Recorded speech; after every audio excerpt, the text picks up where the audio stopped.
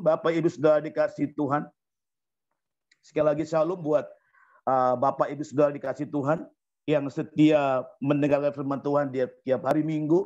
Selamat pagi. Hari ini saya diberi subtema, ya. Subtemanya adalah firman Tuhan memberi hikmat. Ya, kalau tema keseluruhan tahun ini adalah Tuhan kekuatanku. Tetapi seperti minggu lalu hambanya Pak Budi sampaikan dengan subtema firman Tuhan itu hidup dan kuat, bahkan lebih tajam dari pedang bermata dua. Luar biasa ya minggu lalu. Nah, hari ini saya mau bagikan dan mau share kepada Bapak Ibu sudah dikasih Tuhan.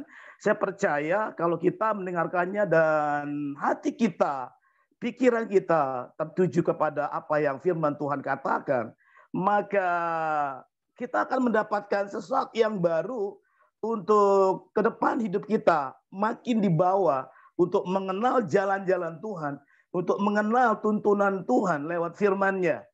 Ya, saya akan ambil dari 2 Timotius 3 ayat 15, mungkin Pak Sensa bisa tampilkan ayatnya.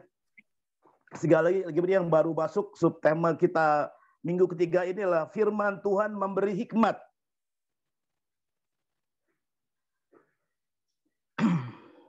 Oke, saya akan bacakan 2 Timotius 3 ayat 15 sampai 17, tapi mungkin saya pilih 15 aja. Ya. Ingatlah juga bahwa dari kecil engkau sudah mengenal kitab suci yang dapat memberi hikmat kepadamu dan menuntun engkau kepada keselamatan oleh iman kepada Kristus Yesus. Oke, saya akan bacakan 16-17 ya. Segala tulisan yang diberikan Allah memang bermanfaat untuk mengajar, untuk menyatakan kesalahan, untuk memperbaiki kelakuan, dan untuk mendidik orang dalam kebenaran. 17. Dengan demikian, tiap-tiap manusia kepunyaan Allah diperlengkapi untuk setiap perbuatan baik. Saudara dikasih Tuhan, pagi hari ini kita belajar tentang yang namanya firman Tuhan memberi hikmat. Dan saya garis bawahi adalah hikmat Allah, ya, bukan hikmat manusia. Karena firman Tuhan adalah Tuhan sendiri. Ya, firman Tuhan itu hidup seperti hambanya minggu lalu sampaikan. Ya, kalau hidup berarti dia bisa bicara, bisa bergerak, Bapak Ibu Saudara. Nah, kita mau belajar tentang yang namanya Timotius. Ya, Timotius ini adalah muridnya Rasul Paulus dan dipakai Tuhan luar biasa. Tapi kalau kita mengenal awal kehidupan Timotius, ternyata kenapa dipakai sebagai murid Tuhan yang luar biasa, ya. Di kitab 1 Timotius, 2 Timotius kita lihat itu surat Paulus luar biasa buat Timotius yang masih muda, Bapak Ibu Saudara, ya. Dan seharusnya ini mungkin ada beberapa anak muda juga, ya. Di hari atau di masa kecilnya itu luar biasa banget, ya. Orang tuanya, nenek itu mengajari dia dengan firman Tuhan, ya. Tanpa disadari, ya. Setiap hari dia bergaul dengan firman, dia baca, dia renungkan firman Tuhan. Saat itu belum ada yang namanya perjanjian baru, Bapak Saudara, tapi yang namanya Taurat. Ya, Taurat Musa, kitab Mazmur.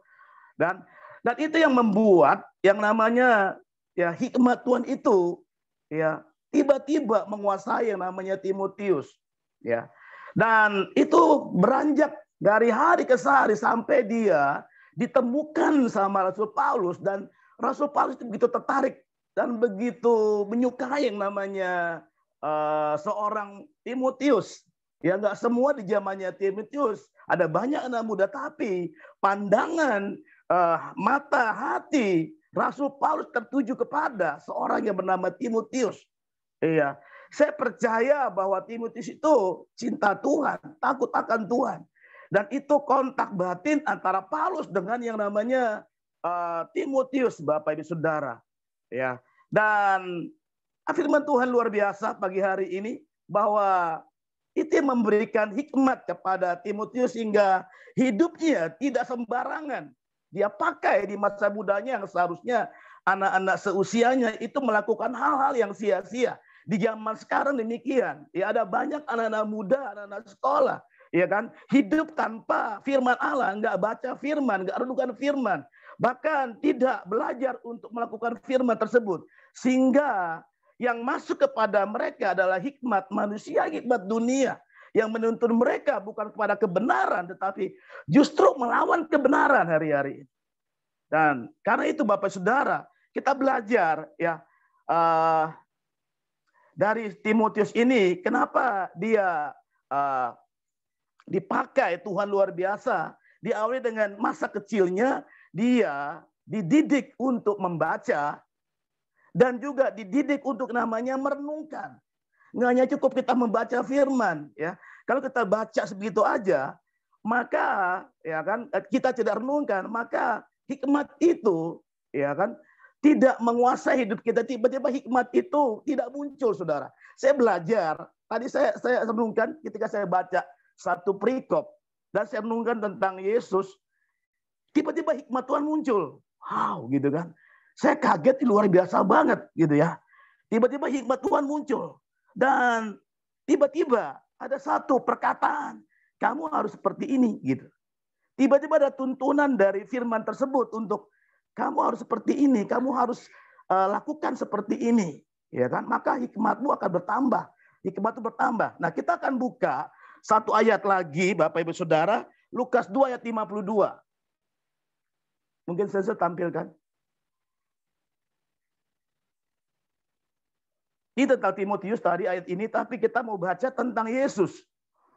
Di Lukas 2 ayat 52, Bapak Ibu Saudara, ya kalau baca perikopnya di awal itu bagus banget. Ya kenapa akhirnya Yesus makin bertambah besar dan bertambah hikmatnya dan besarnya dan makin dikasih oleh Allah dan manusia. Kalau Amplified Bible-nya, Yesus bertambah dalam hikmat, ya dalam pengertian yang luas dan penuh. Wow, ya kan? Dan dalam perawakan dan tahun-tahun dan dalam perkenanan dengan Allah dan manusia.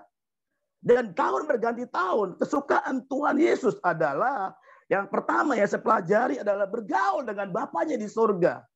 Ya, face to face. Yang kemudian kedua, kalau kita baca di kitab Injil Lukas pasal 2, ya, waktu itu saya sedikit dengan singkat ya ceritakan bagaimana sehingga Yesus itu makin bertambah hikmatnya dari hari ke hari, bahkan dari tahun ke tahun. Kalau di Amplified tadi bilang pengertiannya ya akan Tuhan dan kehidupan ini makin luas dan penuh, Pak. Buat saya ini penuh ini bicara sempurna gitu ya. Dan apa yang terjadi Bapak Ibu Saudara? Ketika itu orang tuanya Yesus membawa Yesus ya dari Nazaret ke Yerusalem untuk merayakan hari Paskah. Singkat cerita, ya kan, ketika mereka mau pulang begitu dan mereka pikir mereka bersama dengan Yesus. Dan hari itu ketika mereka sampai di Yerusalem, di Nazaret, dari Yerusalem ke Nazaret, mereka tidak mendapati Yesus bersama dengan mereka. Akhirnya mereka bingung, akhirnya mereka balik lagi di Nazaret ke Yerusalem dari Nazaret, itu luar biasa jauhnya. Dan tiba-tiba mereka dapati Yesus ada di bait Allah 3 hari, Bapak Ibu Saudara.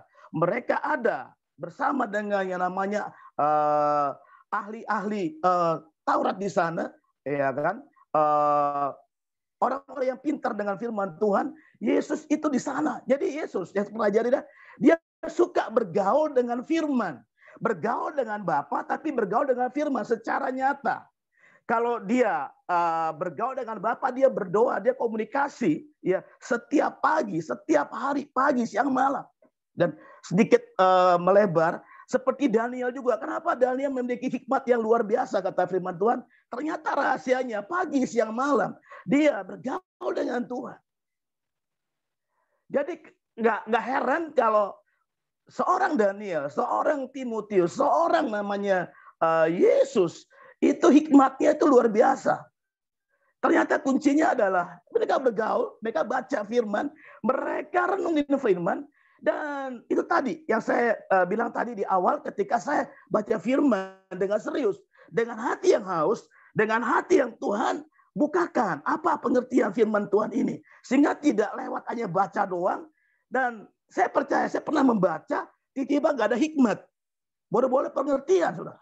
Sehingga itu yang membuat saya hidup di dalam pimpinan hikmat manusia. Dalam pimpinan hikmat dunia yang akhirnya tiba-tiba saya nggak memiliki satu kerinduan akan Tuhan, satu yang namanya gairah akan Tuhan, satu kerinduan untuk melayani orang, melayani jiwa-jiwa, satu kerinduan untuk namanya memenangkan jiwa-jiwa. Tetapi apa yang saya lakukan adalah yang saya maunya saya itu saya lakukan. Ya, orang bilang begini saya lakukan. Dan saya terjebak kepada hikmat manusia dan hikmat dunia ini. Tapi saya nggak bahas itu karena saya sudah diwanti-wanti sama Pak Wi untuk subtemanya tetap ya nggak boleh keluar dari situ. Ya, saya belajar taat untuk itu Bapak Ibu Saudara. Makanya saya mau tampilkan sosok pribadi Yesus ya yang adalah firman Tuhan sendiri. Firman Tuhan itu sendiri, ya kan? Firman Tuhan yang menjadi daging. Ya, saya percaya ini suatu yang ajaib buat saya. Ya, dan ketika hari itu 3 hari Bapak Ibu Saudara, dia ada di bait Allah. Seusia dia 12 tahun saat itu usianya. Seharusnya dia bermain-main dengan anak-anak Yahudi di luar sana, ya kan? Tetapi mungkin buat saya begini, saya berpikir begini. Mungkin hanya satu Yesus yang masih kecil yang 12 tahun usianya ada di bait Allah bersama dengan orang-orang yang ahli Taurat di sana. Dan Yesus bertanya dan Alkitab berkata Yesus itu ya kan makin cerdas. Dan orang heran, kenapa kok pertanyaannya, kemudian mungkin dia kasih share, kasih jawaban, itu membuat tercengang banyak orang-orang di sekitar saatnya waktu itu, saudara. Ya kan? Dan ini yang membuat kita ya belajar dari satu pribadi yang namanya Yesus, yang kesukaannya itu di bait Allah, ya kan? Baca firman Tuhan, renungin firman Tuhan, kemudian punya yang namanya komunikasi, tanya Tuhan apa maksud firman ini? Tuhan apa? Tiba-tiba Tuhan kasih pengertian. Tuhan kasih yang namanya jalan keluar. Tuhan kasih yang namanya solusi. Tuhan kasih yang namanya keputusan. Keputusan yang tepat seperti yang namanya kehendak Tuhan. Jadi kalau saya pelajari, ya kalau menurut KBBI, hikmat itu adalah kebiasaan. Kemudian bahasa Ibrani-nya hokmah juga sama seperti yang namanya Yunani, ya kan? Sophia, kalau bahasa Inggrisnya wisdom, itu juga kebiasaan, saudara. Tetapi kalau saya pelajari, ya yang saya alami adalah hikmat yang dari Allah itu, ya itu menuntun kita kepada yang namanya kebenaran. Dengan kata lain, hikmat Allah itu adalah suara Tuhan, suara Roh Kudus, suara firman yang menuntun kita untuk hidup dalam kebenaran. Dan menuntun kita untuk tidak lagi berjalan menurut apa kata manusia. Dan saya percaya Bapak Ibu Saudara, kalau kita pelajari tentang Yesus itu hikmat, ya dari dia bayi, dari dia sampai di atas kayu salib itu hikmat Tuhan. Makanya saya pelajari ternyata hikmat Allah itu adalah Yesus sendiri. Ya, hikmat Allah itu ada dalam satu pribadi yang namanya Yesus. Dan makanya Yesus menjadi teladan buat hidup kita. Ya, karena itu Bapak Saudara pagi hari saya nggak panjang lebar menyampaikan ini, ya. Tapi ini poin-poin penting yang saya pelajari dan ada banyak hal yang tentang hikmat. Ada hikmat Salomo, ada hikmat Daniel, ada hikmat-hikmat hamba Tuhan lain, para nabi-nabi. Tetapi saya berkesan dengan yang namanya Yesus, ya. Itu luar biasa banget, ya. Bahkan ketika dia menyembuhkan orang buta, orang yang orang gagu, orang bisu, ya. Dia punya hikmat yang wow, itu kan. Itu cara Tuhan. Jadi hikmat itu cara Tuhan untuk kita mengerti dan melakukannya. Cara Tuhan, pengaturan Tuhan untuk kita tangkap dan kita lakukan Bapak Saudara. Jadi nggak hanya sampai di pikiran kita dan nggak jadi kenyataan. Akan jadi kenyataan kalau kita lakukan. Nah, hari itu Saudara, ya Yesus berhadapan dengan namanya orang buta. Orang buta sejak lahir. Dan saya terkagum begini ya, mungkin semua pernah dengar bagaimana ceritanya ketika dia mau menyembuhkan seorang buta, ya kan? Seharusnya kalau kita kan tumpangin tangan di bagian mata yang buta dan dalam harus gitu kan. Tiba-tiba ya antara sembuh atau enggak lah gitu ya. Nah, tapi Yesus hari itu dia meludah di tanah, gitu ya. Kemudian dia aduk-aduk itu tanah, kemudian diolesi di mata orang buta itu yang sejak lahir buta. Wow, ya kan?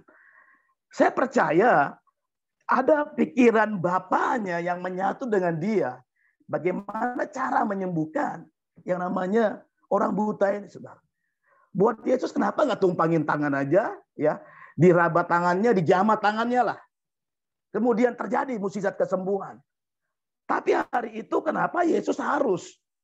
Saya percaya ini tuntun dari Bapaknya di surga lah, ya kan? Supaya orang melihat kemuliaan Tuhan. Nah ini, jadi hikmat yang dari Allah itu ujung-ujungnya untuk memuliakan nama Tuhan dan memberkati banyak orang. Sekali lagi saya ulang. Jadi Bapak itu mau pakai yang namanya cara yang tidak, yang seharusnya manusia itu, oh ini pasti dijamah nih, ya kan? Ternyata di balik itu banyak orang melihat Yesus nggak pakai cara yang sudah dilakukan sebelumnya, dia pakai cara yang lain. Ternyata banyak manusia itu memang apa ya, dikuasai sama hikmat dunia dan hikmat manusia. Ya pikir begini nih, habis ini begini, habis ini begini, itu kan manusia. Habis ini begini, ternyata Tuhan nggak demikian. Makanya kita berkata, pikiran manusia dengan pikiran Allah itu seperti langit dan bumi. Nggak bisa nyatu. Dan waktu saya renungkan, iya, ternyata Bapak ini ingin apa ya? Ingin mendemonstrasikan kuasanya supaya namanya dipermuliakan lewat hidup anaknya Yesus. Dan hari itu dia olesi, ludahnya dia aduk-aduk, dia olesi ke mata orang buta yang lahir. Dan saat itu dia bilang, kamu pergi basuh ke kolam Siloam. Dan hari itu orang buta itu pergi. Pasti dia nuntun, nggak mungkin ya orang buta itu ya kan meraba-raba, wah sampai ke kolam itu kan jauhnya tak ampun gitu kan. Dan pasti dia nuntun, saudara. Dan apa yang terjadi? Orang buta itu lakukan apa kata Tuhan Yesus. Dan hari terjadi kesembuhan. Dan kalau kita baca ceritanya itu luar biasa banget. Jadi perdebatan banyak apa ya, orang-orang Yahudi ya kan. Kemudian ahli-ahli Taurat, imam-imam ya yang ada di sana waktu itu. Dan kenapa seperti bisa terjadi seperti ini? Bahkan itu di hari, kuasanya di hari Sabat. Ya, tapi Tuhan Yesus memang luar biasa lah. Saya kagum lah.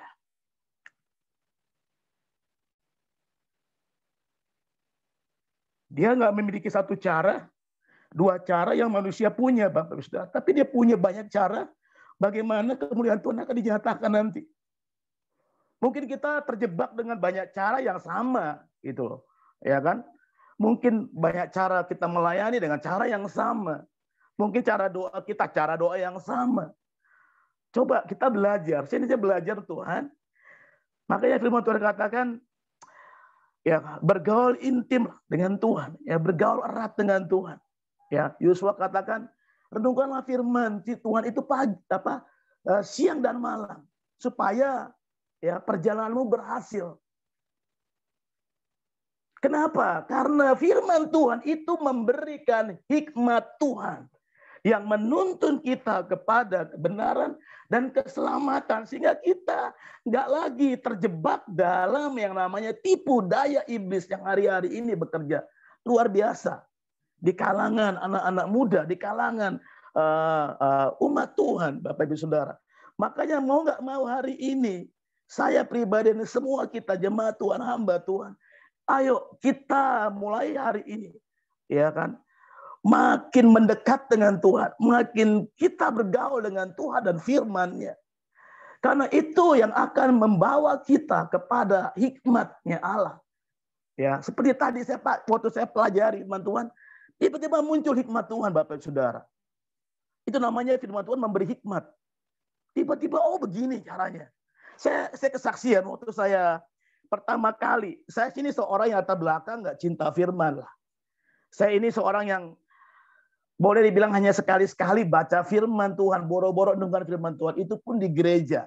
Ya di rumah itu kitab banyak banget, Bapak Saudara. Karena papa saya ini majelis gereja, ya sintua, penatua gereja lah. Ya. Dan kalau dia setiap hari dengerin firman, ya kebalikannya anak-anaknya itu Ya kan, nggak baca firman, boro-boro dengan firman, baca aja enggak.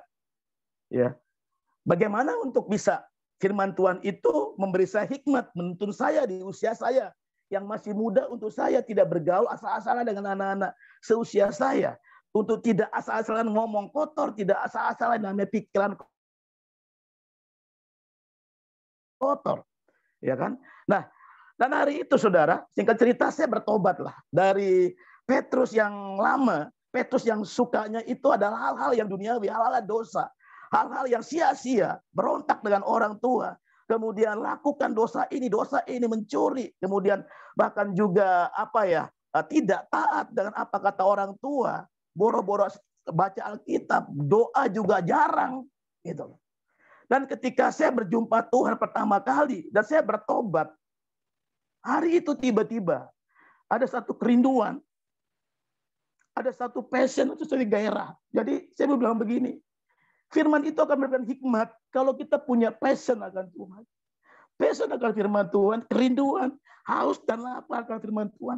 Saya percaya itu hikmat dari Tuhan itu akan seperti air yang mengalir, yang memenuhi kita, membanjiri kita, menghujani kita. Dan itu yang menuntun kita, menumbuh hidup kita ketika kita melakukannya. Apa kata hikmat Allah pada saat itu? Hikmat Allah itu bisa namanya jalan keluar, kekuatan, ketenangan, suara Tuhan, suara Roh Kudus dan sebagainya. Intinya kebenaran firman Tuhan akan menghasilkan hikmat Tuhan atau suara Tuhan di dalam hati dan pikiran kita. Ya, seringkali ada kalau kita lakukan dosa, misalkan tiba-tiba ada yang bilang, ya jangan. Atau ketika kita pergi ke satu tempat, tiba-tiba ada satu rasa takut, tiba-tiba suara bilang diri, jangan takut.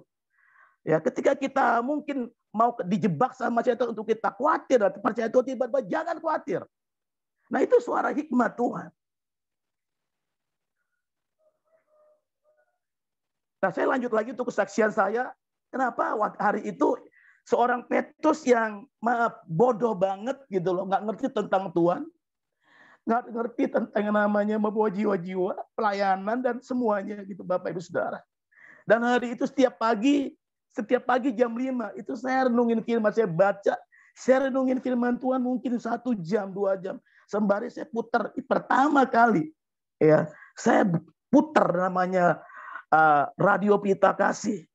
Itu radio rohani Kristen pertama kali. Saya ini kesukaannya itu musik-musik dunia lah, musik-musik rock, musik-musik slow rock, apapun. Saya jarang, bahkan hampir nggak pernah dengerin musik-musik rohani. Dan pagi itu saya mulai pasang, saudara. Dan itu bertahun-tahun.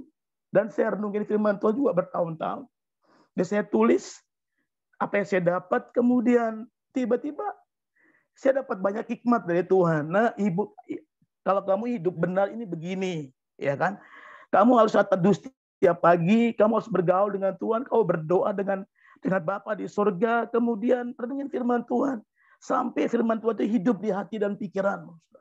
Dan saya tuntun untuk nggak lagi bergaul. Jadi dengan sendirinya hikmat itu menuntun kita.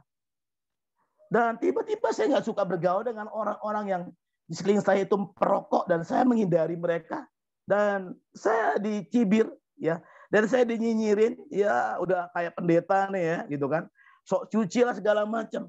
Tapi saya memilih untuk mengikuti apa kata firman Tuhan.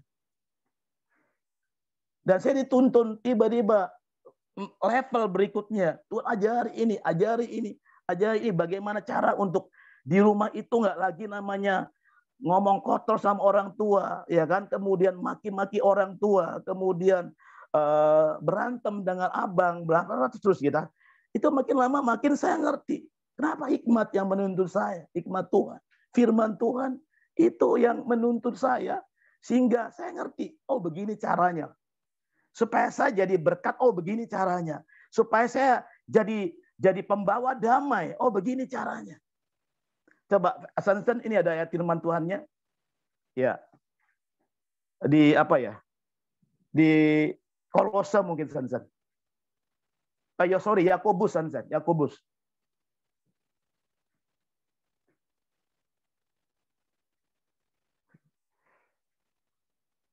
Sansen ada ya? Oke. Makasih Pak Sansen. Oke, Yakobus 3:17. Tetapi hikmat yang dari atas adalah pertama murni. Ya, karena firman itu adalah murni, saudara. Nggak ada di dalamnya itu hal-hal yang jahat, pasti. Ya, ini dari hati Tuhan. Selanjutnya, pendamai, peramah, penurut, penuh belas kasihan, dan buah-buah yang baik. Tidak memihak dan tidak munafik, saudara. Ini hikmat yang dari atas. Ketika kita renungin firman, maka hikmat Allah itu turun atas kita. Dan kita dibawa. Ya, tiba-tiba kita nggak lagi yang namanya suka bertengkar. Kita tidak lagi namanya bikin keributan. Kita nggak lagi namanya ya pembuat masalah di keluarga, pembuat masalah di kantor, pembuat masalah di sekolah, pembuat masalah di pergaulan. Tapi kita membawa damai. Ya, peramah. Kemudian penurut, penuh belas kasihan, dan buah-buah yang baik, dan tidak memihak dan tidak. Ini ciri-ciri orang yang akan terus membaca dan membuka firman, terus dihujani dengan hikmat Allah. Itu otomatis, saudara. Dan ini yang kita dapati. Tujuannya ini, supaya hidup kita memuliakan nama Tuhan dan menjadi terang, berkat bagi banyak orang. Kenapa? Kita harus baca firman Tuhan. Dan firman Tuhan memberi hikmat. Ini, saudara. Ada banyak lainnya lah. Ya, tapi saya nggak panjang lebar karena begitu banyaknya lah pengertian hikmat.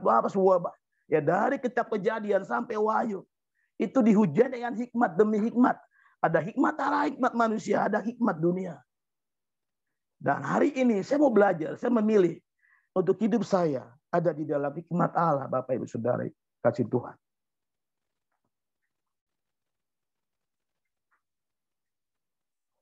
Oke, selanjutnya ya. Itu yang pertama. Selanjutnya, apa yang kita dapatkan, kita hasilkan ketika kita membaca firman Tuhan, merenungkannya, dan akhirnya kita diberi hikmat, ya, dihikmat oleh Allah, ya, adalah hikmat itu menuntut kita kepada Kristus, ya kan, supaya hidup kita, ya, step by step menjadi seperti Kristus, ya. Ada masa di dalam hidup kita berada dalam persimpangan, Bapak Saudara. Kita harus memilih atau membuat sebuah keputusan seperti yang tadi saya sampaikan. Namun jika kita bergaul intim dengan kebenaran, di saat kita bingung, kebenaran itu akan menjadi hikmat dan akan menuntun kita ke jalan yang benar, yaitu kepada Kristus. Atau dengan kata lain, kebenaran dapat membuat kita mengenali jebakan iblis yang selalu berusaha menjatuhkan atau memperdaya kita. Jadi Bapak Saudara, betapa ngerinya kalau kita nggak membaca firman Tuhan dan renungkannya setiap hari.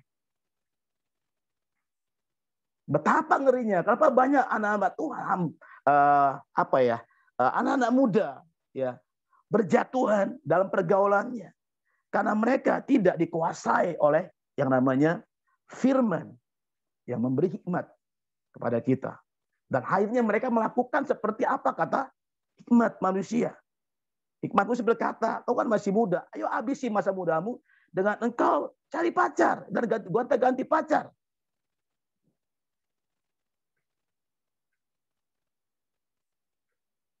Oke. Nah, ini yang membuat akhirnya ada banyak kita jauh dari Tuhan. Kenapa? Kita sudah terjebak di dalam namanya, ya, satu, ya, lubang di mana iblis membawa kita jatuh di dalamnya. Tanpa kita sadari, ya, kita sudah bergeser, kita sudah menyimpang dari jalan Tuhan.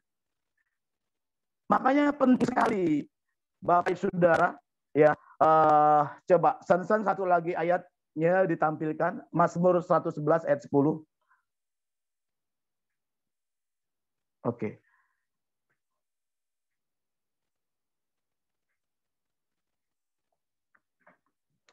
Mazmur 11 ayat 10. Bapak Saudara, ada banyak ayat-ayat yang mau ditampilkan, tapi hanya berapa ayat aja yang saya mau tampilkan karena saya nggak mau melebar dari subtema yang sudah ditentukan, ya. Nah, ini permulaan hikmat adalah takut akan Tuhan. Semua orang yang melakukannya berakal budi yang baik. Puji-pujian kepadanya untuk selama-lamanya. Bapak Saudara dikasih Tuhan, ya. Ketika kita baca dan renungkan firman Tuhan, dan itu akan memberikan hikmat kepada kita. Ini nggak main-main, Bapak Saudara. Kita harus punya hati yang takut akan Tuhan. Takut akan firman Tuhan. Takut akan apa yang Tuhan perintahkan. Ya kan? Kenapa? Ketika kita melakukannya, kita akan berakal budi yang baik.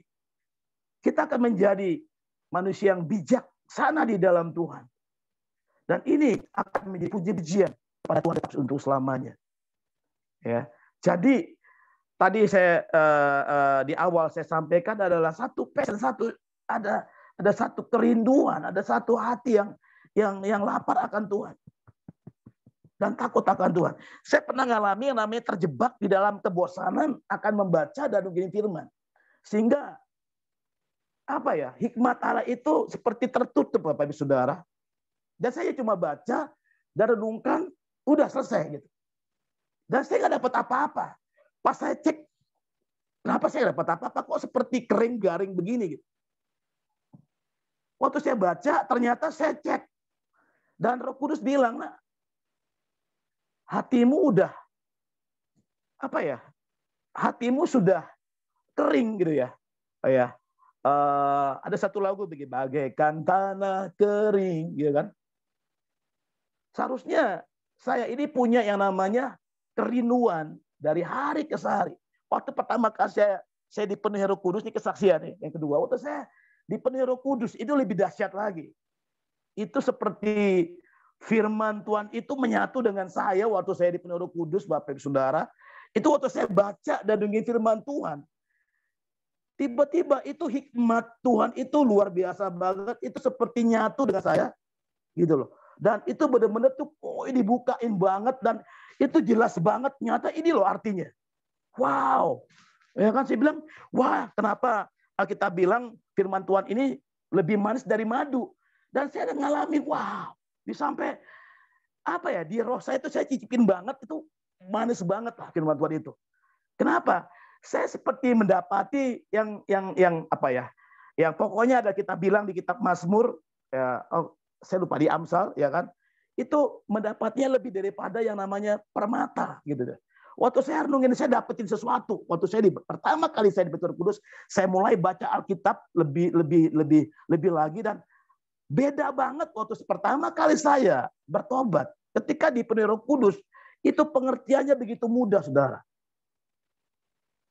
Dan ini memang diuji dengan waktu ya, diuji dengan waktu, dan akhirnya ya luar biasa, dan saya dapat pengertian yang begitu luar biasa dan wow, gitu kan. Dan saya tanya begini, kenapa Yesus itu ya nggak pernah lepas untuk dia bergaul dengan Bapaknya yang adalah sumber hikmat sesungguhnya, sumber kebenaran, sumber firman. Ya. Ternyata ini rahasianya. Ketika dia lekat dengan Tuhan, inti menyatu. Kalau apa ya istilahnya itu, ya menyatulah, ya. Menyatu dengan Bapa, dan percayalah itu menyatu dengan firman Allah, dan itu otomatis hikmat Allah akan bekerja dahsyat saat itu. Ya, kita perhatikan waktu Yesus selesai pelayanan, ya kan, dia kembali ke atas bukit dan dia berdoa lagi kepada Bapaknya, tuh.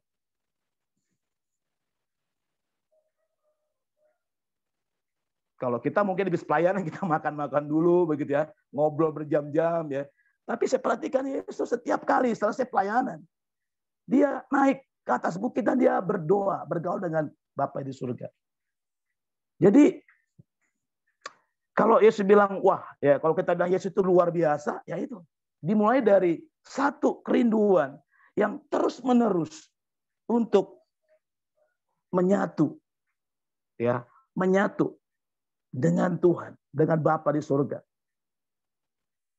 Nah, hari ini saya berdoa supaya kita semua, ya kan, setiap hari mulai menyatu dengan Bapa, Putra, Roh Kudus, menyatu dengan firman Allah. Saya percaya otomatis firman itu, ya kan, akan memberikan hikmat yang banyak, Bapak Ibu Saudara, untuk menuntun kita kepada kebenaran, demi kebenaran, demi kebenaran. Kalau kita berkata, ketika kita dalam Kristus, kita wajib hidup sama seperti Kristus hidup, Bapak Saudara. 1 Yohanes 2 ayat 6. Ya. Waktu itu saya kesaksian, waktu itu saya bingung Bapak Saudara waktu itu, waktu di zaman Corona tahun lalu ya. Ada memang nggak banyak lagi yang ikut onset itu, ya kan? Cuma berapa orang lah, ya. Kita juga pakai masker semua, tapi tiba Tuhan, kasihan nih Tuhan gitu.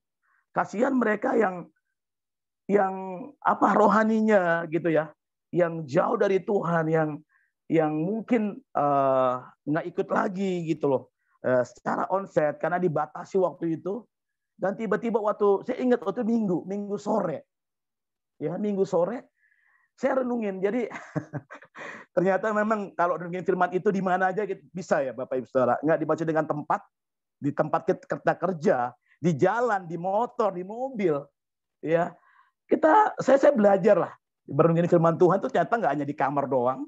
Ya memang di kamar itu jauh dari namanya keramaian. Tapi ya saya percaya ketika kita renungin firman di mana aja Bapak Saudara, ya kan? Ada hikmat Tuhan kok yang Tuhan kasih. Ketika berjumpa dengan orang misalkan, ya kan? Orang itu ngomong apa? Tiba-tiba hikmat Tuhan berkata, jangan ikuti apa kata orang itu. Orang itu motivasinya A, B, C. Oh, tiba-tiba hikmat Tuhan bekerja, saudara. Ya, ini kalau kita yang namanya bergaul dengan firman, tiba-tiba firman itu menjadi sebuah hikmat yang menuntun kita untuk tidak ikut jebakan dari kuasa gelap, untuk tidak jebakan yang namanya hikmat dari orang-orang yang gak takut Tuhan. Dan akhirnya saya tidak lakukan, saya urung. Dan tiba-tiba saya dengar ternyata dia adalah orang yang menipu, saudara.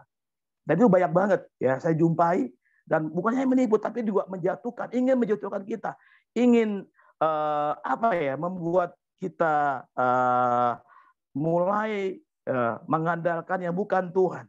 Nah hari itu, sore itu, tiba-tiba ada suara, seperti itu hikmat Tuhan, hikmat yang sangat-sangat luar biasa. Tiba-tiba suara itu berkata demikian. Nah, simple. Kenapa kamu nggak bikin Zoom? Tiba-tiba, iya, saya nggak pernah lah. Saya ini orang yang gaptek dengan yang namanya Zoom begitu. Tiba-tiba, kenapa kamu nggak buat Zoom untuk membawa mereka, ya, menuntun mereka yang nggak ikut untuk ibadah gitu, onsite, buat. Tiba-tiba, saudara, hikmat yang saya dapat itu, ya, saya aplikasikan di dalam namanya tindakan dan perbuatan. Dan itu jadi satu rema yang nyata. Dan itu Minggu saya dapatkan dari hikmat Tuhan. Dan Jumat kita mulai Zoom. Makanya ada Zoom Team Progress yang kita buat. Dan saya nggak nyangka tiba-tiba sampai ke banyak provinsi-provinsi. Ada sampai Papua, sampai Sumatera Utara, sampai NTT, sampai Bali, ya kan? Bahkan ada yang setelah itu mereka bertanya, Pak, bagaimana saya seorang yang menyukai sesama jenis, bagaimana cara jual? Tiba-tiba, wow. Dan saya tahu bahwa ini hikmat yang saya dapat ini lewat perenungan firman tiap hari, ternyata untuk memuliakan nama Tuhan, supaya semua orang memuliakan nama Tuhan, dan supaya semua orang datang sama Tuhan dan percaya Tuhan, Bapak Saudara. Makanya Yesus, ya kan, lakukan itu setiap hari sehingga Bapa itu dipermuliakan. Dan banyak orang lainnya ya berbondong-bondong ikut kemana Yesus ya pergi, mereka ikut rame-rame untuk mendengarkan dia berkhotbah dan melakukan banyak mukjizat. Ternyata tujuannya hikmat yang kita dapatkan, ya kan, untuk memuliakan nama Tuhan dan untuk membawa jiwa-jiwa untuk akhirnya juga memuliakan nama Tuhan. Untuk takut akan Tuhan. Ya, ketika Yesus melakukan namanya mukjizat yang luar biasa, ya memberi makan 5.000 orang, ya dari yang namanya 5 roti 2 ikan, dan mereka itu memuliakan nama Bapa di surga. Dan di kitab Injil lain, mereka ketakutan dan hanya memuliakan nama Tuhan. Kata betapa dahsyatnya Yesus melakukan itu. Dan hari ini sebelum saya tutup Bapak Ibu Saudara, ya.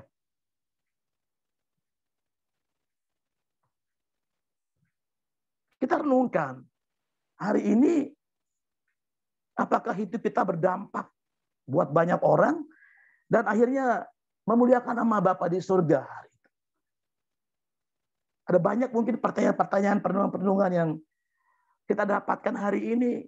Setelah itu, Pak, Ibu, Om, Tante lah, gitu kan. Ini saya baca firman Tuhan, ya. Ada juga dari gereja kita GM ya, gemar membaca Alkitab, ya, luar biasa banget. Dan gini, setelah itu kita lakukan apa, begitu? Ya, setelah hikmat yang kita dapatkan, apakah kita timbun? Waktu saya tadi share sama anak Roy saya, ternyata hikmat Allah itu apa ya? Menuntut kita menjadi pelaku firman. Nah, itu maksud saya begitu ya. Jadi hikmat Allah itu membawa kita untuk menjadi pelaku firman, Bapak Ibu Saudara. Yang saya lakukan tadi, ketika saya dapat hikmat Allah, dan saya lakukan. Dan itu rema. Dan itu yang akhirnya menggenapi semua rencana Tuhan. Step by step. Jadi betapa ngerinya kalau kita nggak baca firman dan renungin firman, Bapak Saudara. Atau bolong-bolong begitu. Sejujurnya saya setiap hari. Sampai di awal saya terima Yesus pertama kali. Sampai sekarang. Saya nggak pernah bolong. Saksinya Tuhan. Saya nggak pernah nggak baca Alkitab. Sampai sekarang. Dan saya berusaha untuk menjadi pelaku firman. Sekalipun ya kan, saya yang namanya menenggelamkan lah ya, istilahnya mematikan semua yang namanya hikmat-hikmat dunia, apa kata orang banyak, apa kata A, B, C, ya kan. Belum lagi apa kata yang misalkan orang pintar lah begitu ya kan. Apa orang yang namanya orang bijak ya, orang bijak tapi nggak percaya Tuhan Yesus, ya kan? Hari ini banyak orang ateis, Bapak Ibu Saudara. Apakah kita mendengarkan mereka? Kata-kata mereka cukup cuma satu yang kita dengarkan adalah firman Tuhan.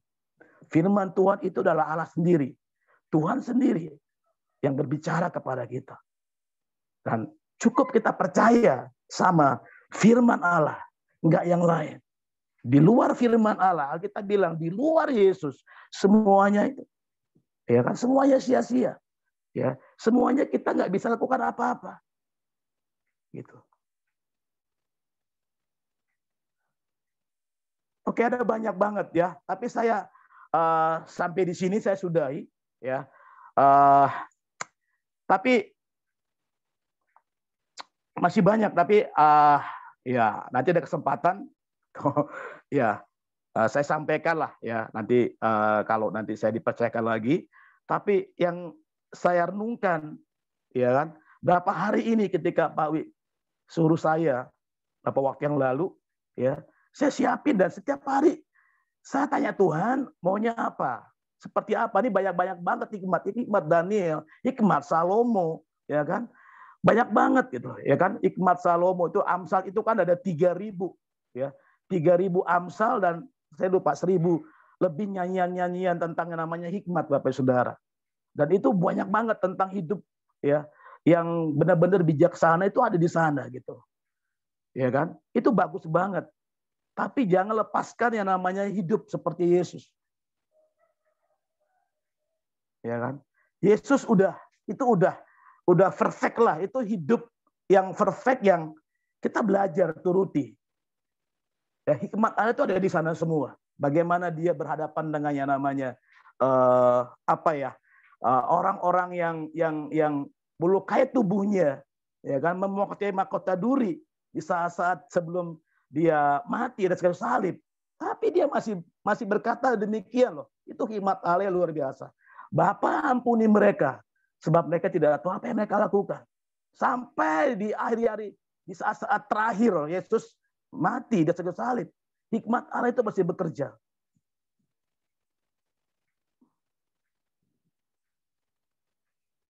Dari kecil sampai harinya dia mati, Bapak Ibu Saudara. dia lakukan apa yang namanya, ya kan, menjadi pelaku firman. Dia adalah orang yang mengampuni, sekalipun disakiti, sekalipun ya kan, difitnah. Bahkan orang-orang yang hari itu diberi makan 5.000 orang, diberi makan 5.000 orang, diberi makan dengan roti dan ikan.